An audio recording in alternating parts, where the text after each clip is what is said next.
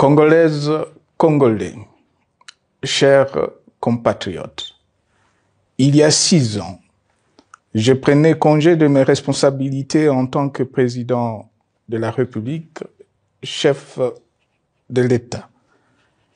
Et fait inédit dans notre pays, en près de 60 ans d'indépendance. J'ai passé pacifiquement la main à un nouveau chef d'État. Depuis lors, je m'étais imposé un strict devoir de réserve, y compris quand j'ai fait l'objet, directement ou par mes proches interposés, de provocations, de déni de droit, d'humiliation, d'imputations dommageables et d'autres multiples atteintes à ma dignité. D'abord, parce que je suis convaincu que le temps est le meilleur allié de la vérité, un antidote lent mais puissant contre le venin du mensonge et de la délation. Mais aussi et surtout, parce qu'agir autrement aurait fait le jeu de ceux qui, par cette campagne odieuse, cherchaient à détourner l'attention de notre peuple de leur incapacité, aujourd'hui avérée, à répondre à ses attentes et aspirations. J'ai enfin décidé de briser ce long silence, de sortir de ma réserve et de m'adresser à vous parce que l'enjeu est de taille. Il est même existentiel. Non pas pour ma famille politique ou biologique, moins encore pour ma modeste personne, mais plutôt pour la nation congolaise et pour l'avenir de notre cher et beau pays. J'ai décidé de briser le silence parce qu'au vu de la situation que traverse notre pays, continuer à me taire m'aurait rendu poursuivable devant le tribunal de l'histoire pour non-assistance à plus de 100 millions de compatriotes en danger. Je saisis cette opportunité pour partager avec vous mes réflexions et participer ainsi à la recherche de la solution à la crise que traverse notre pays, la République démocratique du Congo, terre de nos ancêtres, car il est gravement malade et son pronostic vital engagé. Mieux que quiconque, vous en êtes conscient, car vous en faites quotidiennement les frais dans votre chair et vous en payez le prix. Mes chers compatriotes, vu l'importance stratégique de notre pays et le rôle qu'il est appelé à jouer, j'avais, de l'avènement au pouvoir du chef de l'État actuel, conclu avec lui un accord donnant naissance à la coalition entre nos forces politiques respectives. À propos de cet accord, beaucoup de contre-vérités ont été dites, y compris, fort malheureusement, par celui qui est censé connaître la vérité, parce qu'en étant l'un de 2 principaux signataires. En attendant qu'au moment opportun, la vérité soit rétablie, preuve irréfutable à l'appui, permettez-moi pour l'instant d'affirmer qu'en ce qui me concerne, la conclusion de cet accord n'avait pour seule motivation que l'intérêt supérieur de la nation. Par cet accord de mutualisation de forces, j'entendais en effet permettre à mon successeur d'exercer dans la direction des affaires de l'État plus de pouvoir effectif que ce que la faible représentation de sa famille politique au sein de la nouvelle Assemblée nationale était en droit de lui conférer. Je voulais par ailleurs faciliter le fonctionnement harmonieux des institutions et éviter à la nation, comme à notre jeune démocratie, d'éventuelles crises politiques qui leur auraient été fatales. Cette première alternance pacifique et civilisée à la tête du pays avait suscité d'autant plus d'espoir qu'en janvier 2019, notre pays se trouvait en bien meilleur état qu'au moment de ma propre accession à la magistrature suprême en janvier 2001. Alors que j'avais trouvé un pays au bord de l'implosion, miné par une longue dictature et des guerres, sans institutions républicaines, économiquement en faillite et socialement déchiré. Bref, un pays dont l'incertitude de lendemain menaçait la stabilité de toute la région. Le 24 janvier 2019, j'avais en effet légué un bien meilleur héritage à mon successeur, à savoir un pays réunifié, largement pacifié et dont les limites territoriales correspondaient exactement à celles qu'elles étaient au 30 juin 1960. Une nation reconstituée, réconciliée et fière de sa diversité. Un État doté d'une constitution progressiste et des institutions fonctionnant harmonieusement. Une économie dynamique et résiliente et débarrassée du fardeau de la dette hérité de régimes antérieurs, du fait de multiples réformes structurelles engagées. Une armée nationale républicaine de plus en plus professionnelle et capable de relever le défi de la défense de l'intégrité du territoire national. Une démocratie en constante consolidation, avec notamment l'organisation sur fonds propres d'un troisième cycle électoral. Le cœur serré, je constate qu'à peine 6 ans après, ce bel héritage en indivision, légué à l'ensemble de notre peuple, a été complètement dilapidé par celui qui en avait reçu la garde.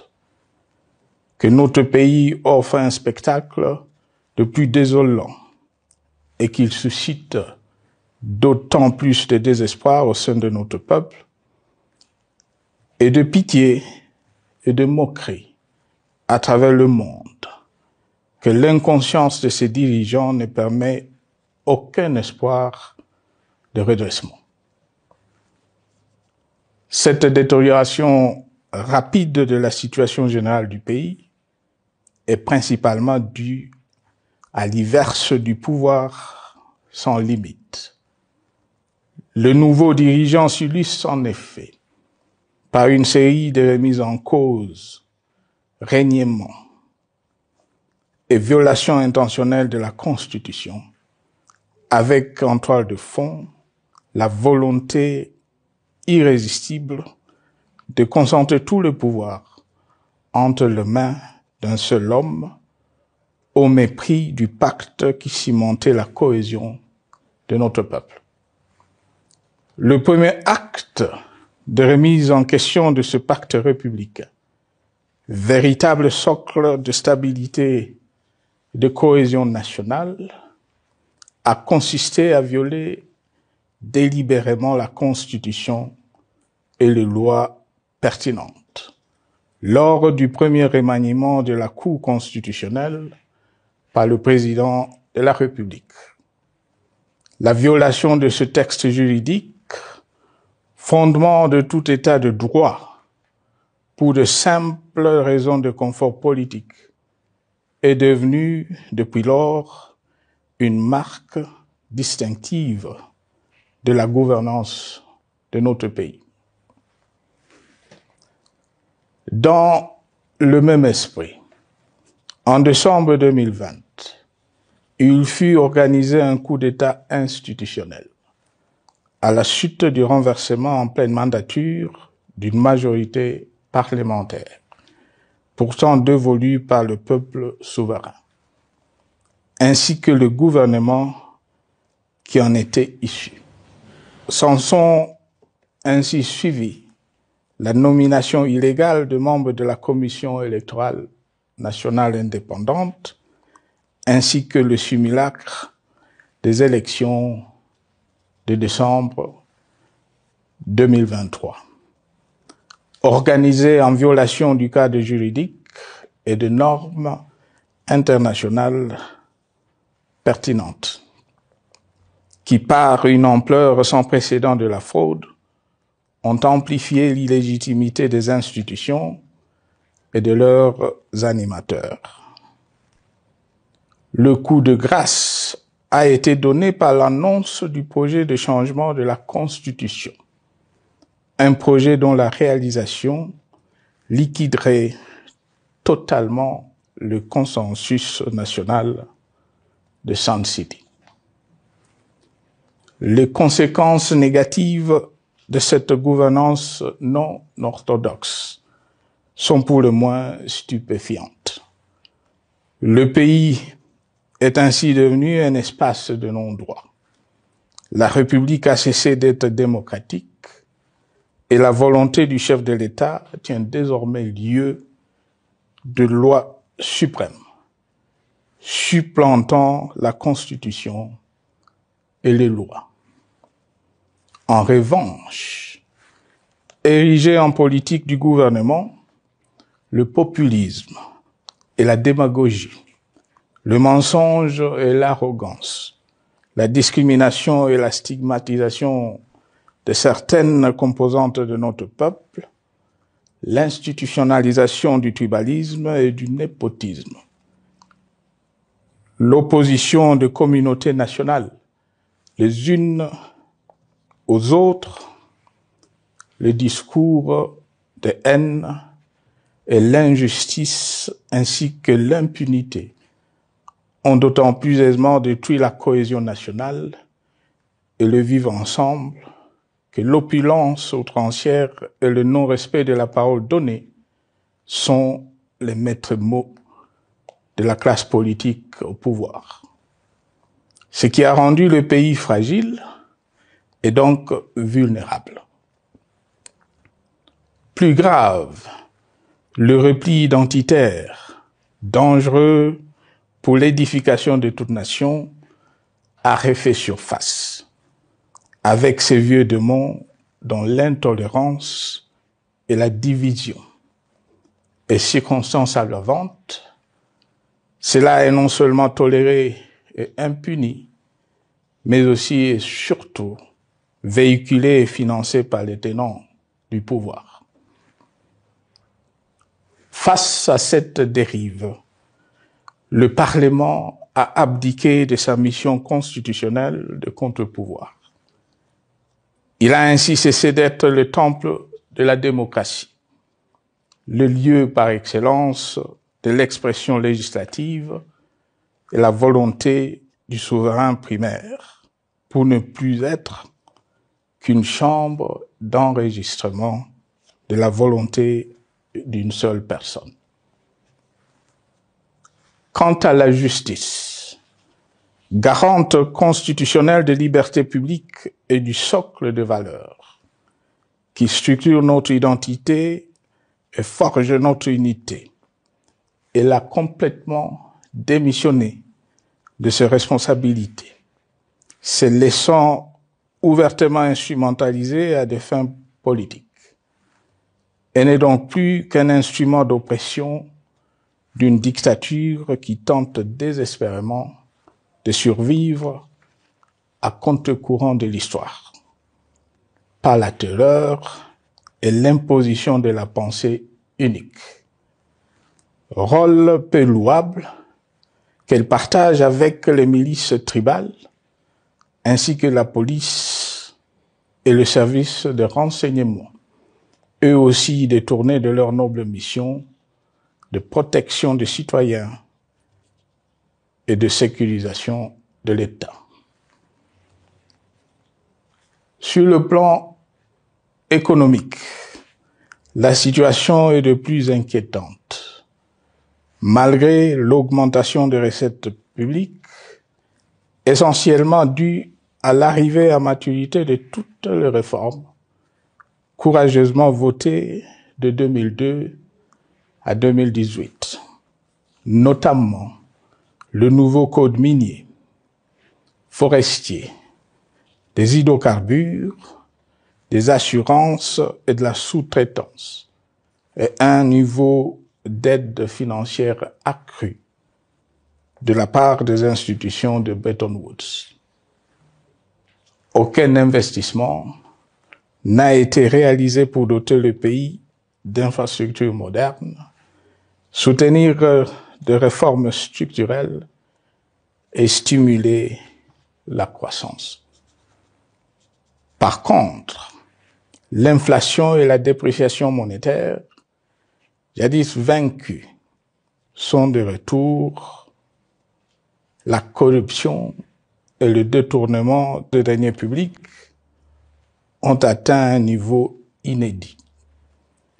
Et l'endettement public que nous avions maîtrisé de 2010 a de nouveau grimpé en flèche, dépassant la barre de 10 milliards de dollars et suscitant des inquiétudes légitimes quant à la solvabilité à moyen et long terme du pays. Les conséquences sur le plan social sont aussi dramatiques. Aggravation du chômage, accumulation des arriérés des salaires des agents de l'État, baisse drastique du niveau de vie de la population et recrudescence du banditisme urbain, de l'exode rural et de la famine dans un nombre croissant de provinces. Les Congolais sont désormais en proie à une véritable angoisse existentielle. Parmi les victimes résignées de ce gâchis se trouve en bonne place notre jeunesse, qui a été pourtant de tout le combat démocratique et qui a beaucoup cru aux vertus de l'alternance pacifique. Aujourd'hui, sans repère ni perspective sérieuse du lendemain, et se sont abandonnés, laissés à la merci des entrepreneurs de conflits et de vendeurs d'illusions de tous bords. Rien de ce qui lui a été promis depuis 6 ans n'a été réalisé. À cette jeunesse désabusée, comme à l'ensemble de notre peuple, nous tenons à donner une assurance. L'échec d'un régime compromet, mais ne scelle pas définitivement le sort d'un peuple. Mes chers compatriotes, s'agissant de la situation sécuritaire, dans les grandes agglomérations comme dans nos campagnes, elle est partout plus que préoccupante. C'est le cas notamment au nord Kivu, au sud Kivu, en Ituri, au Maniema, au Tanganyika, au Katanga et au Mai-Ndombe, province pourtant voisine de Kinshasa, capitale du pays et siège des institutions.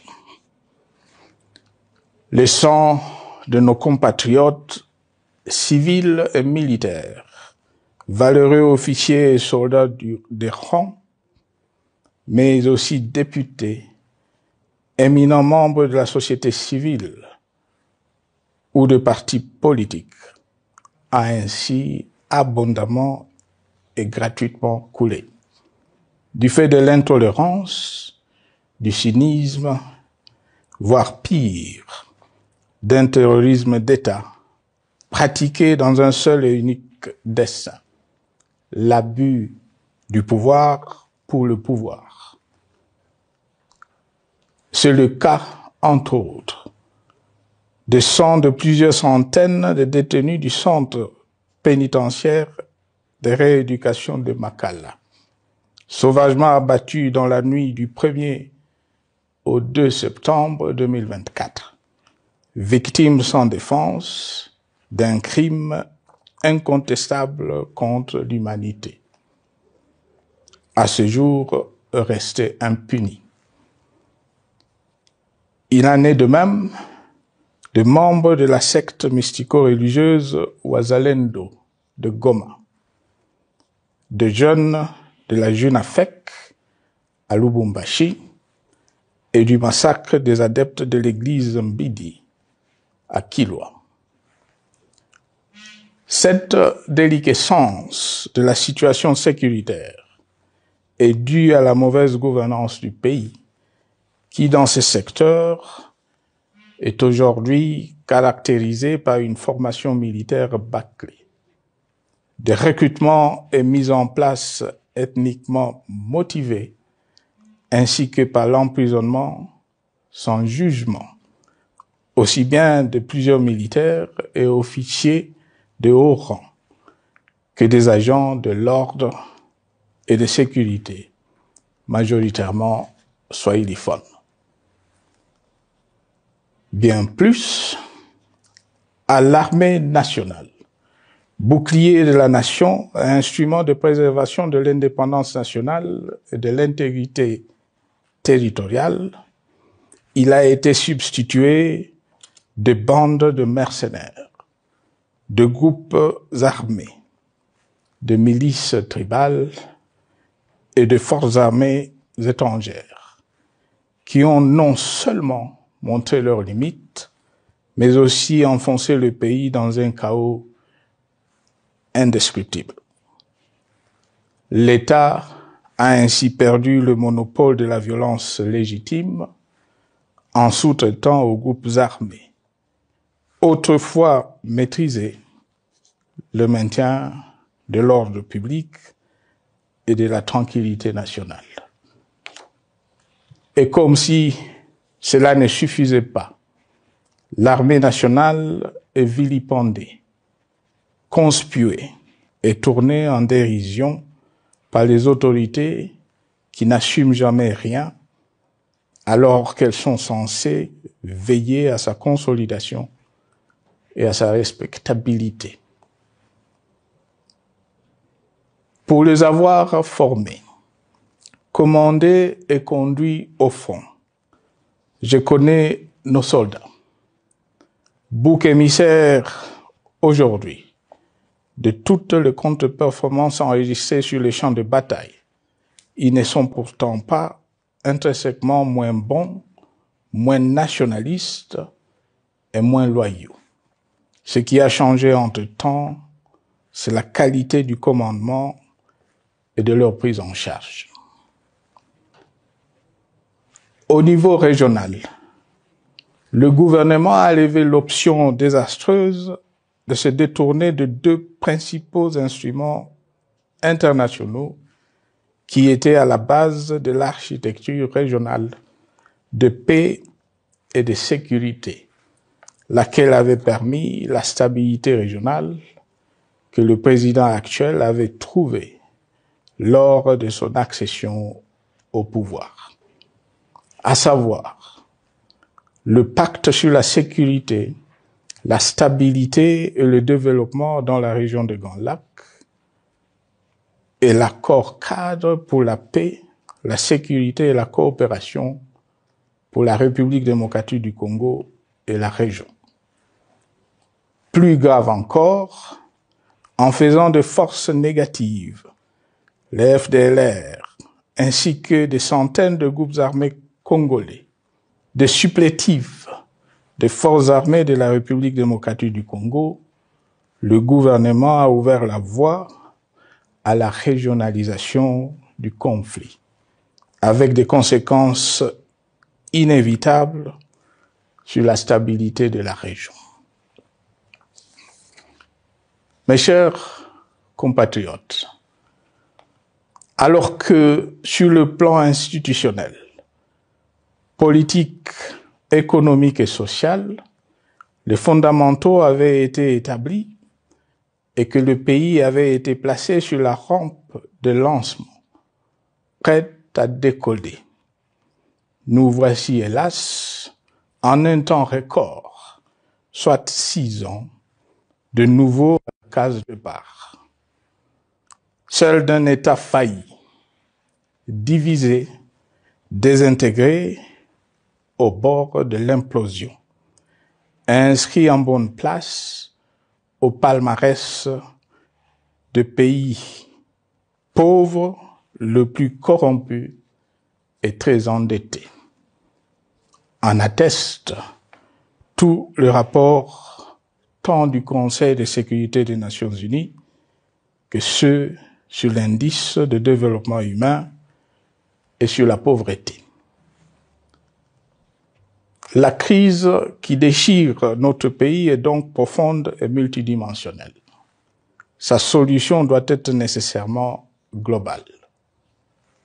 Toute autre approche n'a donc aucune chance de conduire à une paix durable. Bien plus, le Congo est intemporel. Il n'appartient pas à tel ou tel régime politique. Ce dernier étant par définition rotatif et donc passager en démocratie. Il appartient plutôt au peuple congolais dans sa grande diversité. Ce qui est vrai du Congo l'est aussi des immenses ressources du sol et du sous-sol dont il regorge et qui sont essentielles à la croissance et au développement à l'échelle internationale. Que tous, au pays comme à travers le monde, en tiennent compte et qu'ils inscrivent leurs projets dans une perspective qui privilégie l'intérêt du Congo et des Congolais, plutôt que celui de ceux qui, à un moment ou à un autre, dirigent le pays. Cela étant, pour sauver le Congo, les griefs légitimes du peuple congolais contre le régime en place ne peuvent être éludés. Ils doivent plutôt être pris en compte.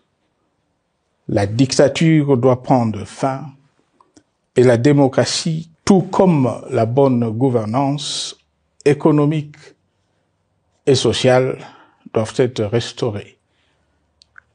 Car, comme en témoigne l'histoire, il ne peut y avoir de solutions sécuritaires définitives sans solution politique sincère. Sinon, il y aura de nouvelles vagues de convulsions politiques, de troubles à la paix, d'insécurité, d'instabilité institutionnelle, de conflits armés et de guerres civiles. Perspective qu'en toute responsabilité, nous, Congolais, ne pouvons plus nous permettre. Il est dès lors vital que les multiples initiatives de recherche de la paix, Luanda, Nairobi, EAC SADC, l'Union africaine, Doha et Washington, que nous accueillons favorablement, les considérant comme autant de signes de compassion et de solidarité à notre peuple, soient conscientes de cette exigence. Qu'elles accordent aux Congolais à la fois maîtres de leur destin et premières victimes de cette crise la place centrale qui leur revient de droit, aussi bien dans le diagnostic du mal dont souffre le pays que dans la prescription du traitement dont il a besoin pour en guérir définitivement. Il convient de noter à ce sujet que le gouvernement de Kinshasa s'est enfin résolu à se mettre autour d'une même table avec l'AFC M23 depuis plusieurs semaines à Doha. Même si, bizarrement, il continue à considérer comme un crime le fait que les autres Congolais se parlent entre eux. C'est le lieu pour moi de saluer la démarche des évêques de la CENCO et de l'ECC, qui a le mérite de n'exclure du débat aucun sujet, ni aucun de nos compatriotes. Sans être parfaite, cette initiative conjointe des Églises mérite le soutien et, si nécessaire, des enrichissements de la part de notre peuple. Mes chers compatriotes, une fois n'étant pas coutume, il convient de dénoncer la falsification de l'histoire par ceux dont le jeu pervers dans l'opposition naguère, comme aujourd'hui au pouvoir, a consisté et consiste encore à calomnier, à diffamer, à diaboliser et à diviser pour gagner et régner, à se défausser sur les autres pour justifier leur contre-performance, quelles qu'en soient les conséquences sur la cohésion nationale ou en termes de vies humaines injustement brisées ou perdues. Une preuve, s'il en fallait encore, vient de nous en être donnée une fois de plus. Il y a quelques jours, en effet, suite à une simple rumeur de la rue ou des réseaux sociaux sur ma prétendue présence à Goma, où je veux me rendre dans le prochain jour, comme annoncé par ailleurs, le régime en place à Kinshasa a pris des décisions arbitraires, avec une légèreté déconcertante qui témoigne du recul spectaculaire de la démocratie. Mieux que quiconque, vous savez que pour moi, le Congo est la priorité absolue, que sa souveraineté et son intégrité territoriale ne sont pas négociables, que mon engagement pour la démocratie, la cohésion nationale, la paix et la stabilité n'est pas un slogan creux, et que le respect de la Constitution et des lois du pays, autant que celui de la parole donnée, sont sacrés. Militaire, j'ai juré de défendre la patrie jusqu'au sacrifice suprême.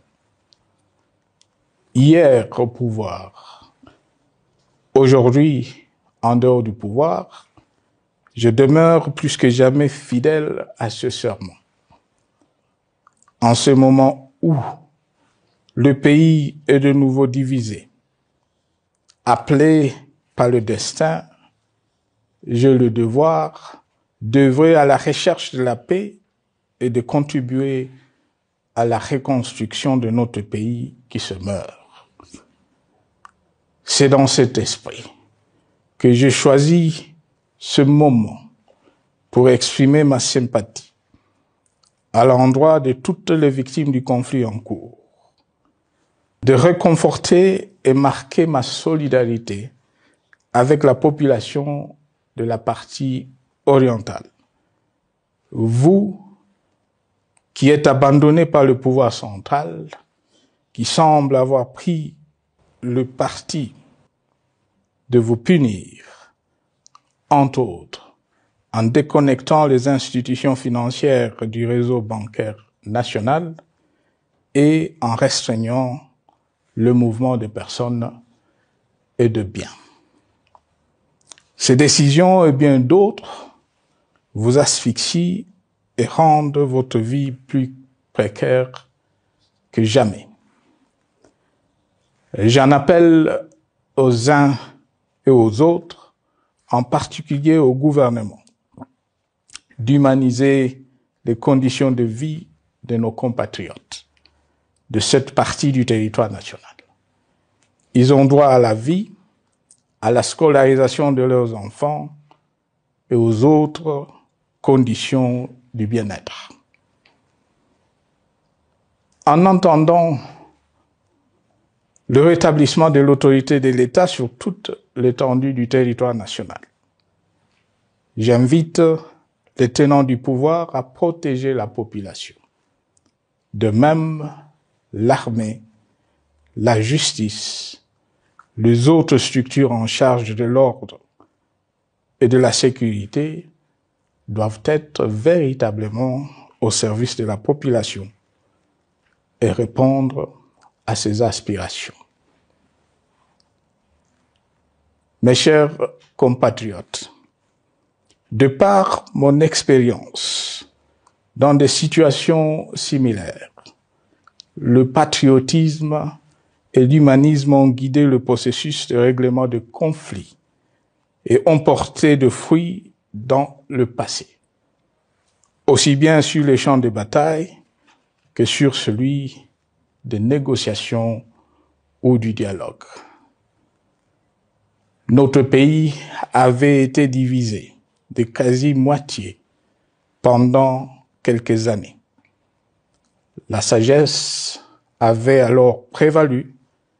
Nous avions recollé le morceau et le pays a survécu dans son unité. C'est ainsi qu'après quelques années de réflexion sur la crise en cours, après avoir consulté des chefs d'État et des anciens chefs d'État de la région, ainsi que des acteurs politiques et sociaux, nationaux et étrangers, j'ai fait ce jour une proposition qui engage la nation tout entière à un sursaut patriotique pour un pacte citoyen afin de tirer le pays du gouffre.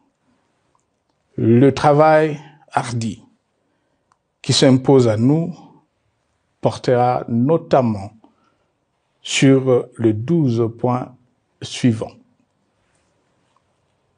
1. Mettre fin à la dictature, mieux à la tyrannie. 2. Arrêter la guerre. 3. Rétablir l'autorité de l'État sur toute l'étendue du territoire national. 4. Restaurer la démocratie en revenant aux fondamentaux d'un véritable État de droit. 5. Rétablir les libertés fondamentales. 6. Réconcilier le Congolais et reconstruire la cohésion nationale. 7.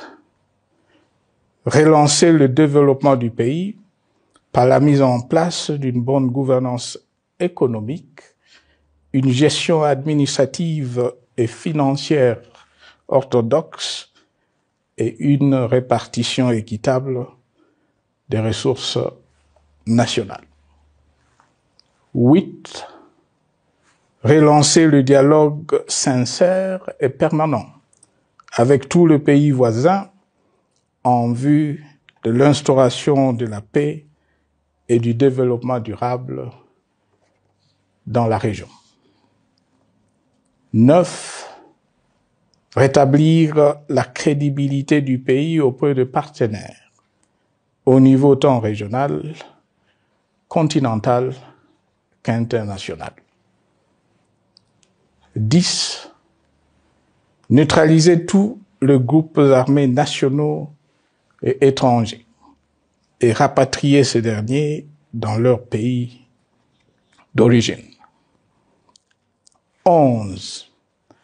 Mettre définitivement fin au recours et à l'utilisation de mercenaires, conformément à la Convention de l'Union africaine sur l'élimination du mercenariat en Afrique du 3 juillet 1977 et à la résolution des Nations Unies du 4 décembre 1989 portant sur la Convention internationale contre le recrutement, l'utilisation, le financement et l'instruction de mercenaires et rapatrier sans condition ceux qui sont déjà déployés sur le sol congolais. 12. Ordonner le retrait sans délai de toutes les troupes étrangères du territoire national. À ce sujet, je salue la décision sage des pays de la SADC de retirer les troupes de la SAMI DRC de notre pays.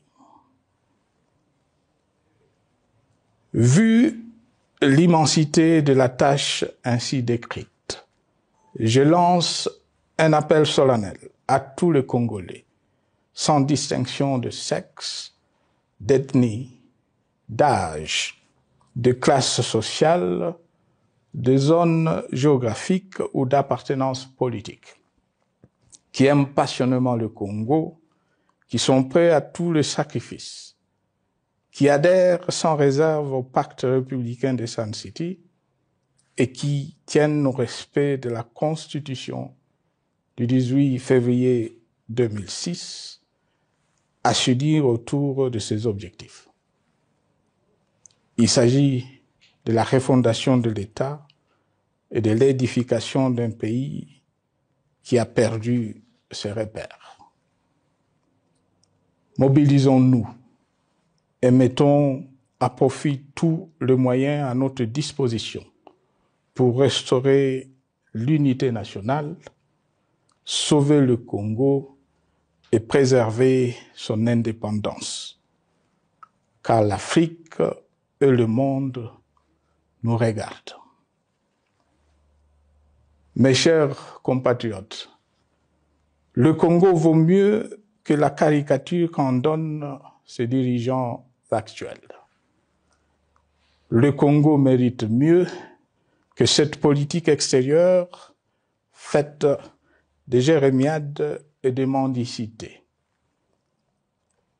J'ai donc la ferme conviction que le peuple congolais est capable, aujourd'hui comme en 1960, de vaincre le démon de la division, qu'il est capable aujourd'hui, comme au cours de la décennie 90, de vaincre la tyrannie et la tentation du pouvoir absolu. Qu'il est capable aujourd'hui, comme en 2003, de prendre le dessus sur ce qui nous divise et de mettre fin à la violence armée qui oppose ses enfants. Pour y parvenir, chacun doit jouer sa partition. Je m'engage à jouer la mienne. Que Dieu bénisse la République démocratique du Congo, qu'il bénisse individuellement chacun de vous. Je vous remercie.